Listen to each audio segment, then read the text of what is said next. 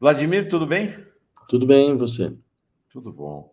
A gente combinou, Vladimir, falarmos sobre educação, mas eu queria, antes de falar sobre educação, CPI do MEC, toda essa crise que a gente está vivendo lá em Brasília, eu queria te ouvir. Eu te mandei ontem à noite, fiquei muito preocupado com o Fachin, porque o Fachin não é qualquer um, ele é o presidente do Tribunal Superior Eleitoral, ele comanda, pelo menos por enquanto, depois ele vai passar o bastão para o Alexandre de Moraes, o processo eleitoral brasileiro. Ele vai a Washington, no importante Wilson Center, para dizer que o Brasil corre risco de ter um evento mais grave do que a própria invasão do Capitólio. Então, parece que ninguém fala um negócio desse à toa, pareceu um clima de enorme preocupação. E, na sequência, hoje, é a primeira declaração fora do universo próprio do bolsonarismo, de caráter golpista, entrevista do Temer para o Globo, dizendo que as posições do Lula e do PT tornam o diálogo difícil, o PT é populista tal. Não sei o que vai acontecer, diz ele. E aquela coisa, uma hora ele fala uma coisa, outra hora ele desfala, mas claramente o golpe está lá nas cogitações de Temer. Mais um golpe nas cogitações dele. Como é que você está vendo o cenário, Vladimir? Fiquei bem preocupado ontem.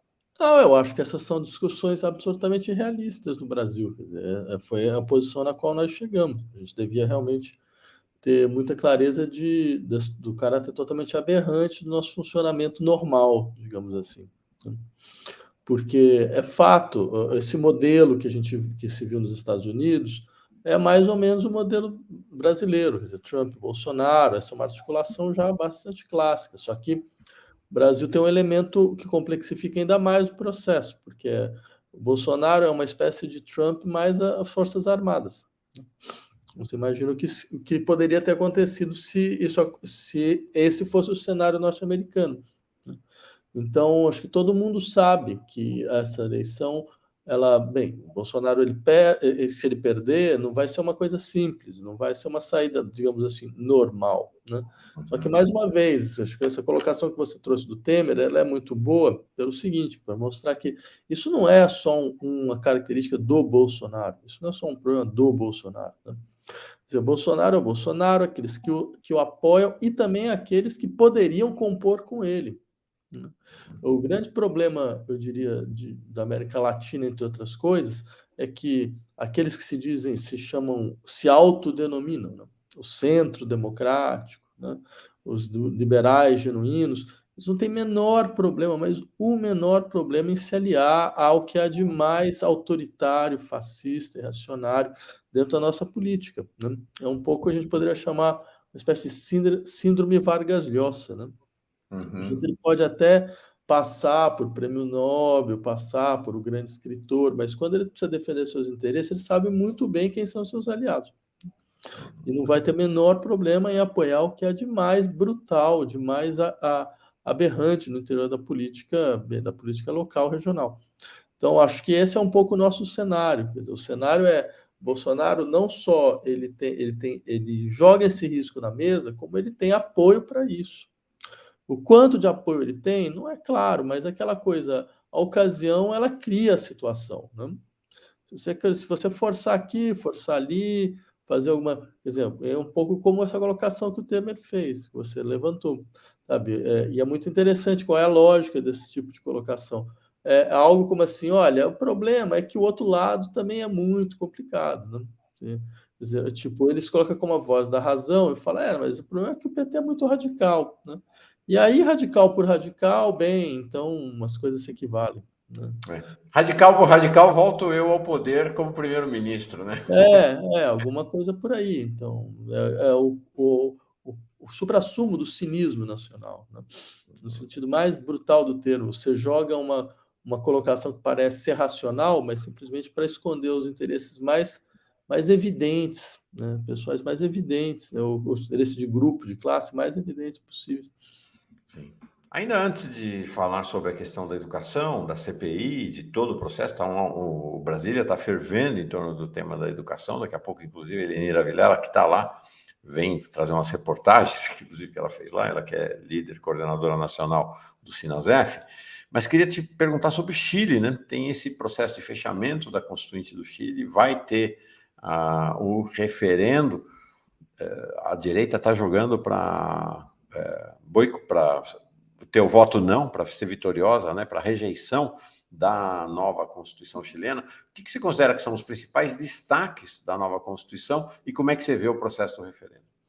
Olha, eu diria que, bem, é uma peça de alta importância política, independente de qual vai ser o seu destino. Eu acho assim, um Congresso Constituinte ter tido a capacidade de desenvolver um projeto constitucional daquela natureza é algo que, mesmo que seja recusado, isso fica, porque fica como um grande horizonte de debates que eles conseguiram colocar, né? Então, acho que já isso é objetivo para parabenizar o processo, né? Quer dizer, claro, você tem várias questões que não foram colocadas, porque, afinal de contas, havia composições que não foram bem-sucedidas, mas isso é um procedimento absolutamente normal. De fato, o Chile, no dia 4 de setembro, tem uma votação, porque o processo constitucional ele termina com plebiscito, né? E o plebiscito, o resultado não é claro, né? Na verdade, se você analisa bem as pesquisas dão empate técnico, né? A diferença é pequena de um lado para outro, né? E agora, eu insistiria, bem, isso simplesmente mostra, entre outras coisas, que você tem uma sociedade dividida, como a gente sabe desde o início, né? Quer dizer, o próprio resultado eleitoral da vitória do Boric, por mais que tenha sido expressivo, é sempre bom lembrar, foi 55 a 45. Né? Então, você puxar alguns votos daqui, alguns votos dali, para criar uma outra maioria contra a Constituição, não é uma coisa difícil de entender, né? Até porque a Constituição, ela foi, aí você perguntou quais são os pontos principais, eu diria, ela traz inovações jurídicas extremamente impressionantes, né? Por exemplo, a ideia do Estado paritário, entre outros.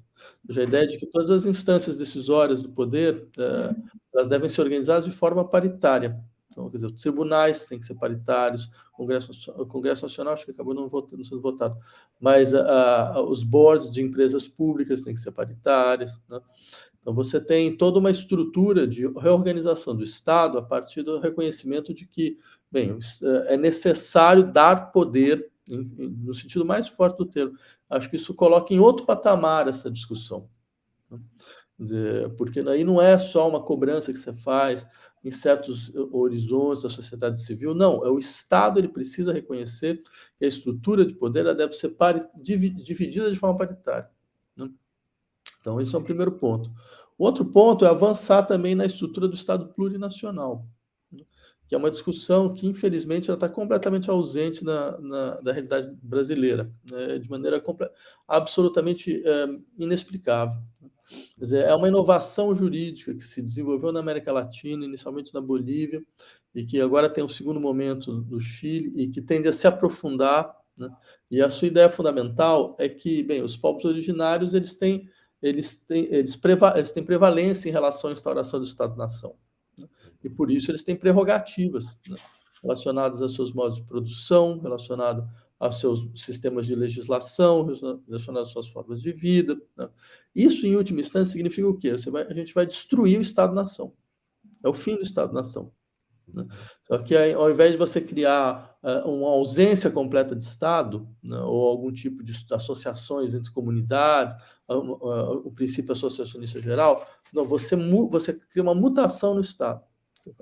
Você tira a ideia de nação do Estado, então a ideia de unidade que o Estado sempre portou, né, todos da mesma forma, ela muda radicalmente. Mas mudar não significa que ele vai preservar privilégio, não. Ele vai compreender que uma sociedade é composta de múltiplos tempos e múltiplas estruturas. Então, a multiplicidade que ele é interna. Essa multiplicidade ela precisa ser respeitada. Então, você vai começar a articular várias dinâmicas de organização social no mesmo espaço. Um espaço não é um espaço homogêneo. Ele é um espaço que é composto de vários modos de organização social. Claro que isso tem tensões enormes, né? Você pode imaginar. Uma delas é exatamente o que aconteceu em Araucánia, que é uma região do sul do Chile, que ela é uma região de indústria madeireira, que é o segundo item de exportação da pauta chilena. Só que é uma área indígena, e os indígenas são completamente contrários a esse princípio extrativista e à presença dessa indústria, né? Então, eles começaram a fazer ações diretas contra a indústria. E o que fez com que o governo decretasse pela segunda vez estado de emergência na região, que foi uma coisa completamente inaceitável e inacreditável, porque demonstra que mesmo esse governo não sabe como lidar, ou não está preparado para lidar com o nível de conflito social que essas modificações, que esse desrecalque dos processos de violência que trouxeram o Estado-nação vão produzir, né? Agora, é interessante, porque, é claro, de um lado você vai falar, mas como é que eu vou desmontar uma indústria que é a base do processo, um dos bases do processo exportador nacional? Então, você fica com uma tensão entre, bem, tem um princípio econômico, né? O que vai falar mais alto? O princípio econômico ou a possibilidade de autodeterminação que coloca em xeque, que diz, não, eu não quero fazer parte desse princípio econômico. Então, acho isso só para dizer, você coloca, você tem novos conflitos, mas isso é política. Política é isso, Sim. você vai abrindo outros campos e se preparando para novos conflitos, né? A ideia do Estado plurinacional, além do que me parece, Vladimir, tem algo de extremamente pedagógico, né? Que ele desnuda esta ideia falseada de que o Estado seria um ente homogêneo que se coloca diante da sociedade, né? Como algo que está acima. Não. O Estado está permanentemente em disputa, né? A ideia do Estado plurinacional, acho que explicita isso, né? É muito bom. Não, você tem razão, eu até diria, mostra também um outro elemento, que o Estado, ele é, antes de qualquer coisa, um dispositivo de organização de violência contra setores muito específicos da população, porque ele precisa criar a ilusão de que antes do Estado não tinha nada. Então, antes do Estado-nação, por isso, sabe, a ideia da descoberta do Brasil, bem antes de 1500 não tinha nada, que era só mato. Então, você não tem história, você não tem história, você não tem nada a ser preservado, no sentido, não só no sentido de preservar a história, mas preservar no sentido de preservar a potencialidade de criação de futuro. Sim. Esses povos, eles não são povos que estão vinculados ao passado, são criadores de futuro, entendeu? Mas essa potencialidade mesmo está travada. Agora, e um outro elemento, só para finalizar, que eu acho importante, é a ideia do Estado solidário. Quer dizer, a Constituição chilena, do começo dos anos 80, ela criava o Estado subsidiário, que é a ideia de que o Estado não podia ser agente de desenvolvimento econômico em nenhuma hipótese. O Estado não podia criar uma empresa pública, por exemplo. O Estado chileno não pode criar. Né? Isso significa, entre outras coisas, então, que o máximo que ele podia era subsidiar a criação de uma empresa. Era passar para uma empresa atribuições. Quer dizer, o nível de privatização da sociedade é tamanho, para você ter uma ideia, acho que o Chile é o único país no mundo onde a água é privatizada. Se você for no rio pegar água, isso você está roubando de alguém. Não? Então, há uma mutação brutal quando você fala, não, a função do Estado é organizar a solidariedade. Né? Então, tem o tópico da ideia de que todo mundo tem direito ao cuidado, né, de ser cuidado e de ser reconhecido por isso como um trabalho, todo esse tipo de coisa. Então, acho que abre uma série de discussões que valeriam a pena serem integradas ao nosso debate político. Sim, sim. E aí a gente vai, essa ideia vai desmistificando. Terça-feira a Marina Silva veio aqui e ela trouxe um dado interessante, colhido não por ela, pelo Carlos Nobre, né, que mostrou o seguinte: a cadeia do açaí, gente, a cadeia do açaí emprega mais gente e recolhe mais impostos do Brasil do que a Vale. Nada disso me impressiona, porque, é claro, você tem esses processos de organização de trabalhos que já são desenvolvidos no interior da sociedade comunitária, são trabalhos de longa data, quer dizer, que é o coletor de açaí.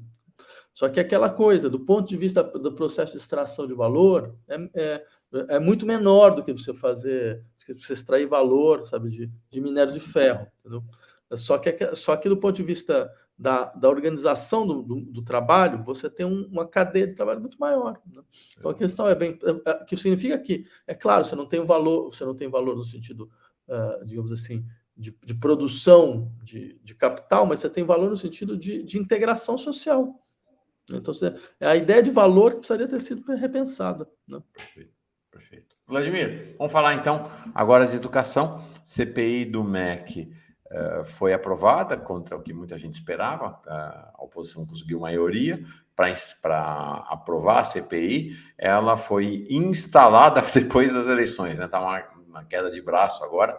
E o cenário em torno do tema da educação extremamente conflitivo e agitado em Brasília. Ontem, a Comissão de Constituição e Justiça da Câmara aprovou a constitucionalidade da PEC 96, que estabelece que não pode mais haver cortes no orçamento da educação no país. A educação está centro de uma das principais disputas do país nesse momento.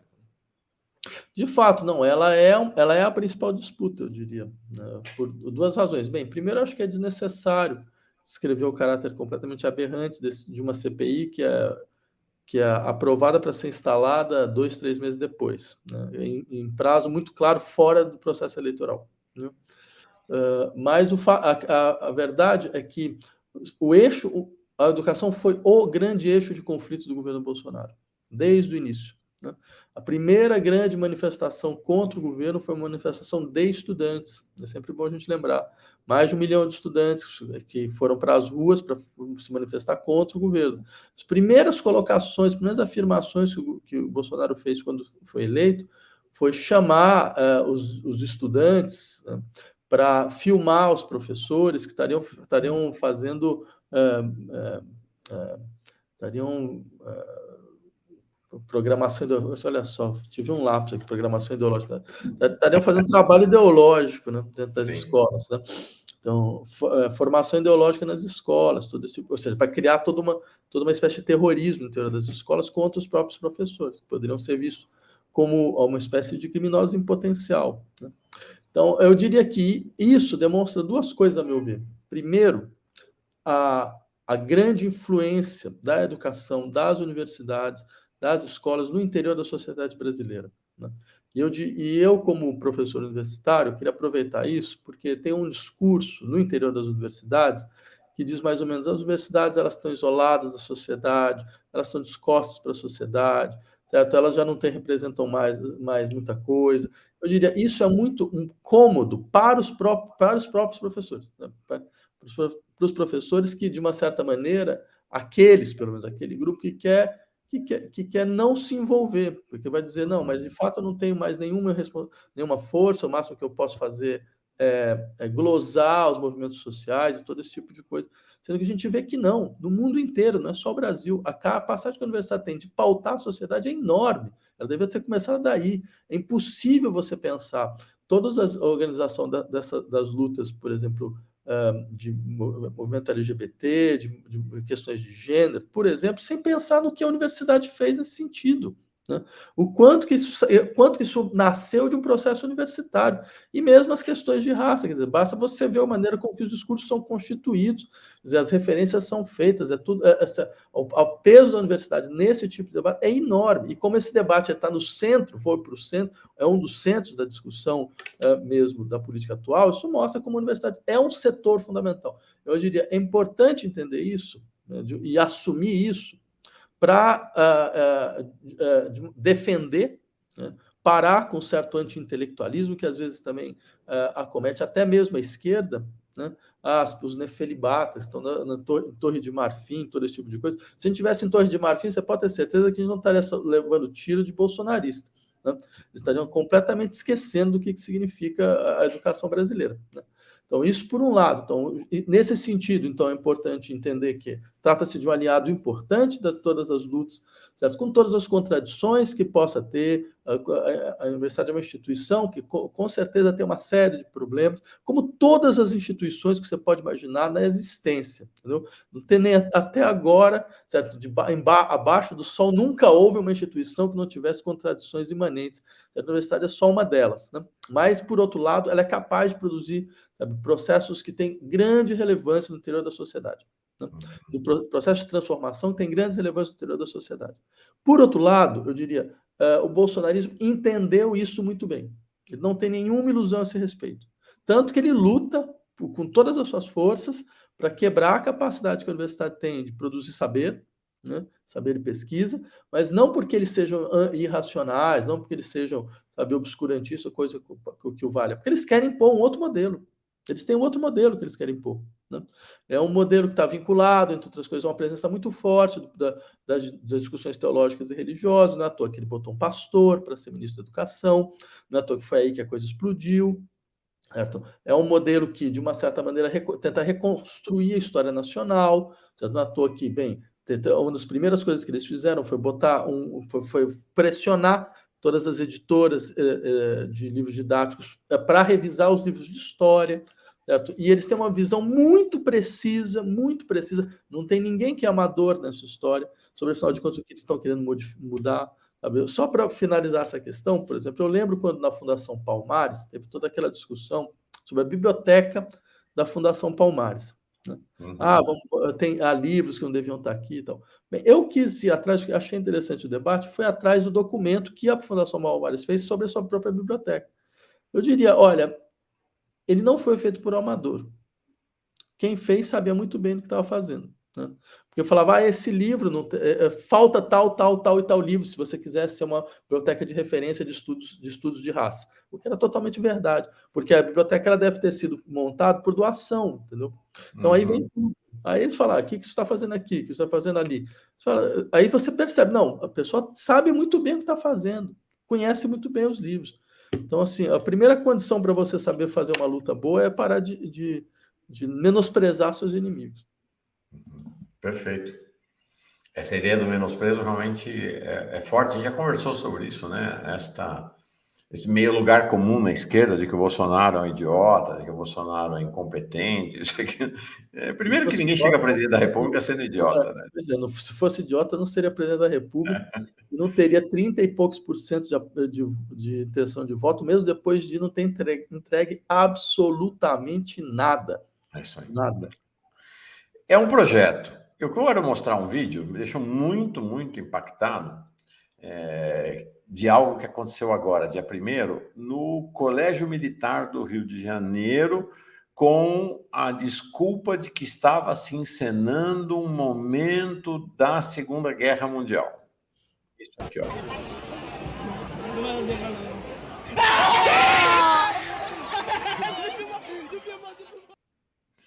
O Colégio Militar a bandeira nazista, a saudação nazista, com uma ideia de que não, estão fazendo a representação da Segunda Guerra.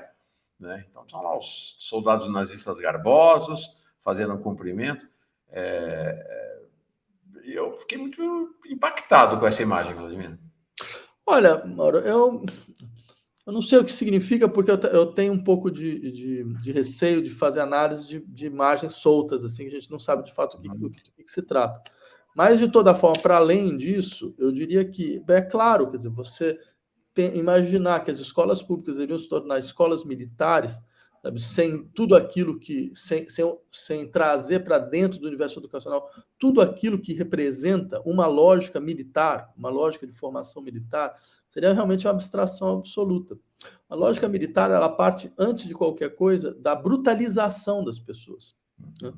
Porque a lógica militar significa você está dentro de um processo de luta entre aqueles que são seus amigos, aqueles que são seus inimigos, certo? E, então, aqueles que são seus inimigos, eles devem ser tratados como tais, certo? E você não pode, em última instância, ter nenhum tipo de compaixão ou de qualquer tipo de reconhecimento, digamos que de reconhecimento em inimigos. Ao contrário, você tem que estabelecer uma linha muito dura, e isso significa brutalizar completamente as relações.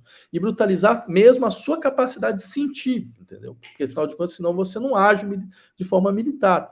Então, é claro, imagina o que é isso aplicado aos nossos estudantes, né?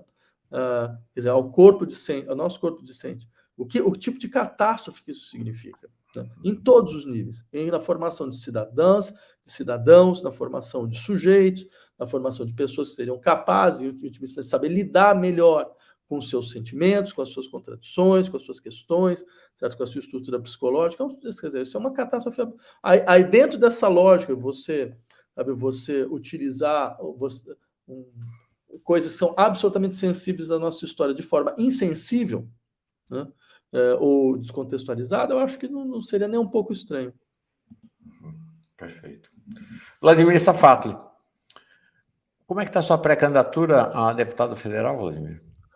Olha, Mauro, a gente está tentando... Bem, como eu te falei, na verdade, a base dela é um conjunto de 50 acadêmicos, ativistas, artistas, pessoas que compreenderam que havia uma espécie de fechamento da pauta dentro dessas eleições, que seria necessário a gente forçar de todas as formas para colocar questões que tinham sido expulsas, como se fossem questões impensáveis no Brasil, né, em todos os níveis. Quer dizer, por exemplo, essas duas, Estado paritário, Estado plurinacional, foram coisas que a gente insistiu, né, isso tem que ser discutido aqui. Então, quer dizer, é uma estrutura bastante, digamos, não profissional em política, né? Até porque uma das nossas ideias era realmente lutar contra qualquer tipo de profissionalização, que era uma aberração a ideia de político profissional. Que as pessoas deviam fazer, na verdade, você vai, deputado, faz um mandato e volta para o seu lugar de origem, entendeu? Você volta lá, aí outra pessoa entra, né? Só que a gente sabe que isso não aconteceu. Então a gente rema contra a maré, contra tudo, né? Vamos ver até onde a gente consegue chegar, né? Tá bom. Espero que chegue lá. É. Imagino que seria tua presença lá no Congresso Nacional. Que seria, não, que será. Vai ser realmente maravilhoso. Obrigado, viu, Vladimir? Daqui a 15 dias voltamos Tá a bom. conversar. Grande abraço.